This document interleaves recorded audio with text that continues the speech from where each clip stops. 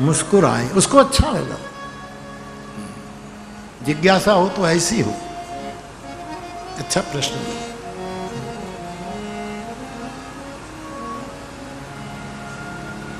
जाग बलिक बोले मुस्काई, तुम ही विदित रघुपति प्रभु।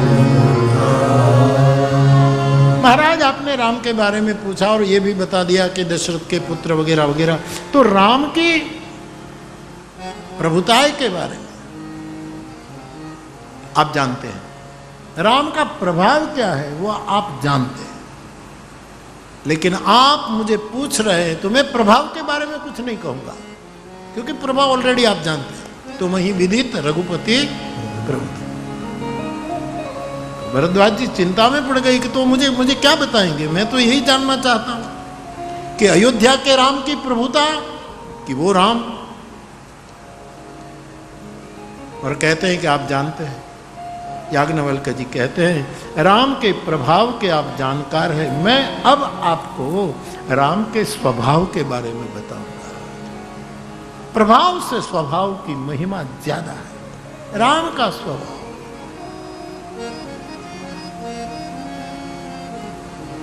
मैं जानहु निज नाथ स्वभाव, अपराधी पर तो मुस्कुराई, उसको प्रश्न अच्छा लगा और कहा कि महाराज आप राम तत्व के जानकार हो, फिर भी राम के गूढ़ रहस्यों को विशेष रूप में जानना चाहते हैं, इसलिए आप मूढ़ की तरह प्रश्न पूछते हैं। आप जैसा श्रोता मिले तो मैं जरूर राम कथा सुनाऊंगा, लेकिन महाराज पहले राम कथा की महिमा 2 पंक्ति में सुन लो।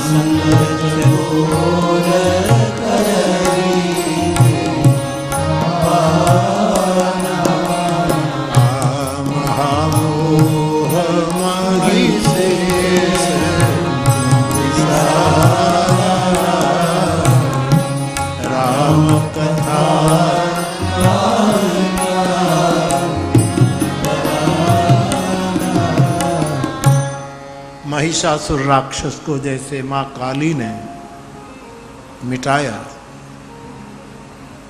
हे भरद्वाज जी, हमारे जीवन में जो महामोह है वो महिषासुर राक्षस है, बढ़ता जाता है, रक्त बीज है ये।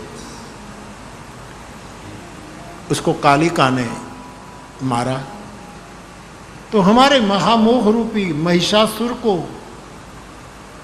निर्वाण देने के लिए राम कथा कराल कालिका है, कालिका रूप में। और दूसरी बात कोमल भी है। राम चंद्र है, लेकिन राम की कथा चंद्र की किरण है, शीतल है, कोमल है, आह्लादित करती है। तो राम कथा कराल भी है और कोमल भी है। ऐसी कथा आपने पूछी, ये महिमा बताई। और महाराज राम रहस्य को जानने के लिए आपको पहले शिव चरित्र जानना होगा। शिव सुक्तम और पुरुष सुक्तम। पुरुष सुक्तम तक पहुंचने के लिए शिव सुक्तम बहुत आवश्यक है। ये वैदिक क्रम बताया। पुरुष सुक्तम, गोपाल जी, पुरुष सुक्तम तक तभी आदमी पहुंच सकता है जब पहले शिव सुक्तम से पसार होता है। प्रथम कहा मैं शिवचरित्र, ये संस्कृत की बात है, ये प्राकृत की बात है, बात एक ही, तारा एक ही। तो पहले आपको शिव चरित्र सुनना पड़ेगा। और शिव है विश्वास। पहले विश्वास दृढ़ हो तो विश्वासु ना विश्वासी राम की कथा आपके गले उतरेगी। तो पहले विश्वास, शंकर विश्वास है, तो विश्वास बिनु विश्वास भक्ति नहीं, तुलसी कहते हैं। तो पहले विश्वास, आदौ विश्वास एक रूप में कहो तो शिव चरित्र आपको सुनना पड़ेगा। और याज्ञवल्क्य महाराज भरद्वाज जी को शिव चरित्र की कथा सुनाते। पूछी राम कथा, प्रारंभ किया शिव कथा से, एक सेतु बनाया कि दोनों एक है, तत्वतः एक है। हे भरद्वाज जी, एक बार के त्रेता युग में शिव अपनी पत्नी सती, जो दक्ष की बेटी है, उसको लेकर कुंभज ऋषि के आश्रम में भगवान की कथा सुनने के लिए जाते हैं। वो प्रसंग चौपाइयों में डाल दिया।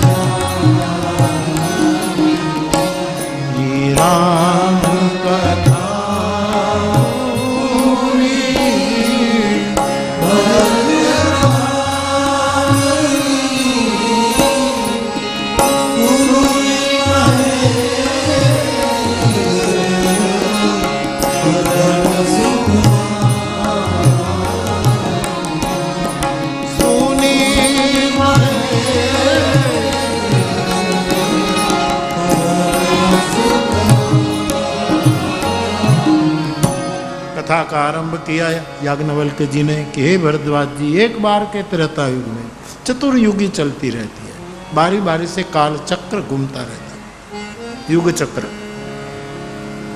तो एक बार के त्रेता युग में भगवान शिव सती को लेकर कुंभज ऋषि के आश्रम में कथा श्रवण हेतु गए और अपने घर, अपने आश्रम में अखिलेश्वर भगवान महादेव पधारे हैं पार्वती सती को लेकर। तो यह कुंभज ऋषि ने, अगस्त्य ऋषि ने पूजा की, बहुत आदर दिया। और दक्ष कन्या जब कुंभज पूजा करने लगे तो सोचने लगी कि जो हमारी अभी से पूजा करने लगा है वो क्या कथा सुनाएगा।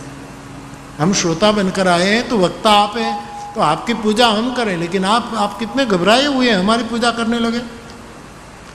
तो बुद्धिमान बाप की बेटी के नाते दक्ष कन्या के मन में एक गलत अर्थ हो गया कि ये क्या कहेगा, घड़े से जिसका जन्म हुआ है। सुना है कि राम कथा तो शतकोटि प्रविस्तरम है, और कुंभज का अर्थ तो होता है घड़े से जिसका जन्म हुआ, कुंभ से जो प्रकट हुई। लेकिन सती भूल गई कि समंदर जैसी कथा सीधा कोई पान नहीं कर सकता, नमकीन है। ज्यादा समंदर का पानी पीने से पेट में विकृति हो जाती है, वैद्य लोग कहते हैं।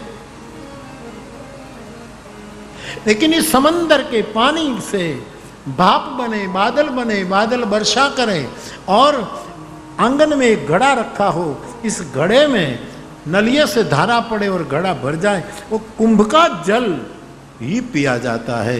वैसे समंदर जैसी कथा, कुंभ से पैदा हुआ कुंभज ही अमृत वर्षा कर सकता है।